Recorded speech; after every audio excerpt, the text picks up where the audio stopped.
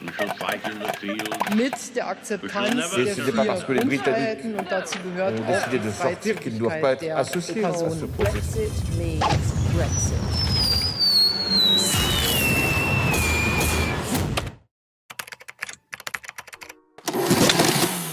Hello and welcome to another Brexitometer brought to you by the Martin Center. As you can see by the way I'm dressed, it's getting colder and more miserable by the day here in London. We now have a second wave of the pandemic in full swing, and there is absolutely no Brexit deal to be seen on the horizon. Of course, we have had one new development that may actually change things: the US presidential election, where Joe Biden beat Donald Trump. In most parts of the world, this is seen as something positive, as a hopeful development for international politics. But for Brexit, it may actually be an additional source of complication. So where are we right now? What does this all mean? A mere 6 weeks before we actually reach the end of the transition period, and we may end up with a no-deal hard Brexit. We also have developments on the pandemic front as well. Let's go have a look where we are in this episode of the Brexitometer.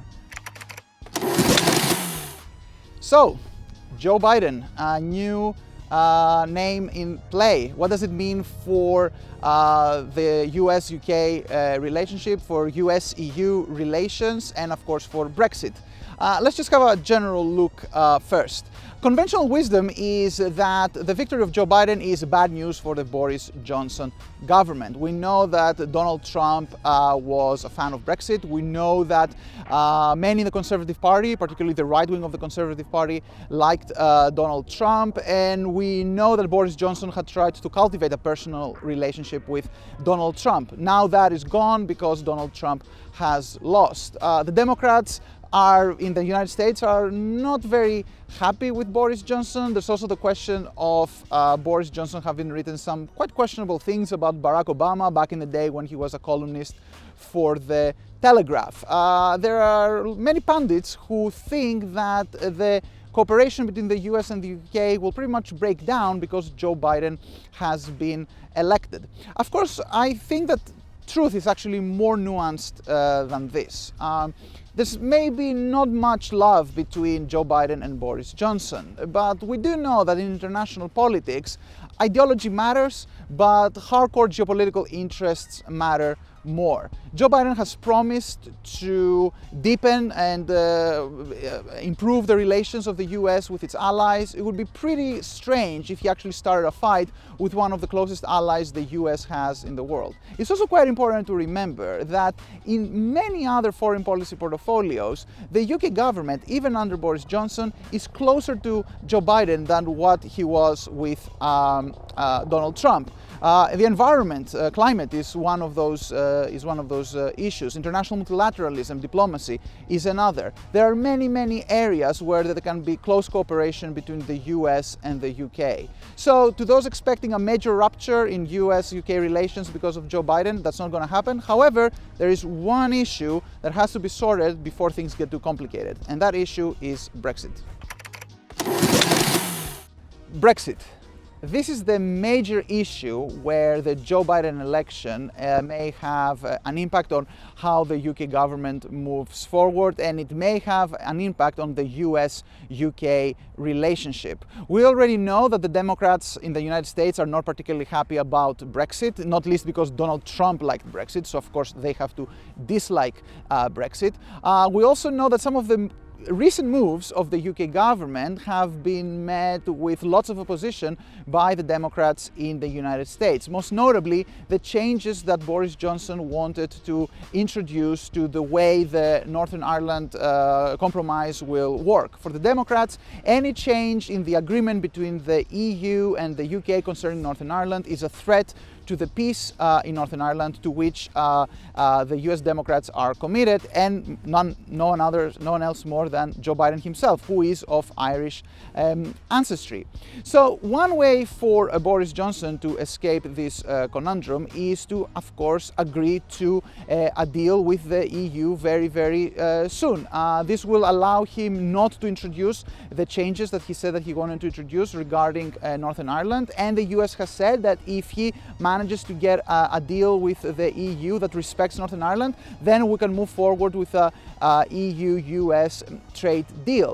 The problem, of course, for Boris Johnson is that while America may offer him a very good reason to say, hey guys, listen, we need to have an agreement with the EU, this goes against the increasingly hardline stance of the right wing of the Conservative Party. One thing to remember, the UK is currently under another lockdown, and nowadays lockdown is getting much more politicized in the UK precisely by the right wing of the Conservative Party that doesn't like all the limitations on economic freedom. These guys are quite angry about everything at this point. So basically, while the US is pushing Boris Johnson towards one direction to get an agreement with the EU, the right wing of the Conservative Party, to whom Boris has to sell the EU agreement, is pushing in another direction. The Joe Biden election probably makes an agreement before the end of this year with the EU more probable, but it also increases the costs of Boris Johnson selling this agreement to his own party. Now, all of this, Brexit and the US election, take place, of course, in the background of a major crisis, which is the pandemic. Most of you watching this probably know the drill by now. We have lockdowns and major economic disruption across most of Europe and the UK, and we have a very deadly second wave at hand, unfortunately. Now, in recent days, we have gotten positive news, finally, about a vaccine, actually more than one vaccine.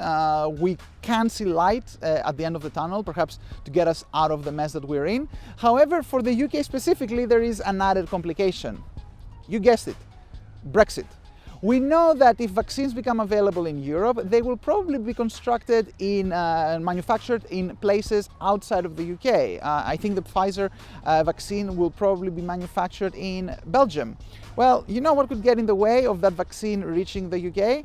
Brexit. Because if we don't have an agreement and there is a no-deal Brexit, we may have chaos at the border, chaos at customs, huge lorry queues, all the things that we've been hearing over the past 4 years that could be the disruption of Brexit. Well, guess what? It would get in the way of getting a vaccine into the UK. The government says that it cannot really guarantee that a no-deal Brexit will not cause havoc to the distribution of the vaccine. Not least because, as we know, most vaccines probably require very complicated procedures to store and distribute. So Brexit may actually create an additional problem for the UK to get out of the pandemic conundrum.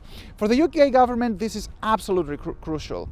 Consensus here in London is that the management of the pandemic has been absolutely atrocious concerning how to manage health, how to manage hospitals, how to manage the economy. Basically, nobody likes the way the Boris Johnson government has managed the pandemic. People know that distributing the vaccine orderly and effectively is pretty much the last chance saloon for this government. If they get that wrong, then it's probably game over for the Boris Johnson government. And one way to get that wrong is if they don't get a good Brexit agreement at the end of the year. Perhaps something to consider as we question whether the EU and the UK will reach an agreement at the end of the year. So that was another Brexitometer. Fair to say, not the most optimistic Brexitometer I've ever recorded. Probably one of the most pessimistic Brexitometers I've ever recorded. We still don't have a Brexit agreement. We're in the middle of a deadly pandemic. Isn't life great? Now, I must warn you, just a caveat, there is a chance that by the time you watch this, we actually might have a Brexit agreement. I mean, there needs to be an agreement sometime in November or early December because the EU and the UK need time to ratify it to get through the details. So there is a chance that we might have an agreement by the time you watch this. Now, of course, that doesn't mean that that's the end of all our problems. We still have the pandemic. Even if we have a vaccine, it will take months for it to be distributed to the general population. And even if Joe Biden and the Democrats are happy if there is an EU-UK agreement, that doesn't mean that the next step, which for the UK is a UK-US trade deal, is going to be any easy or any quick. America is not going to do London any favors, even if it's a close ally, in negotiating a trade deal.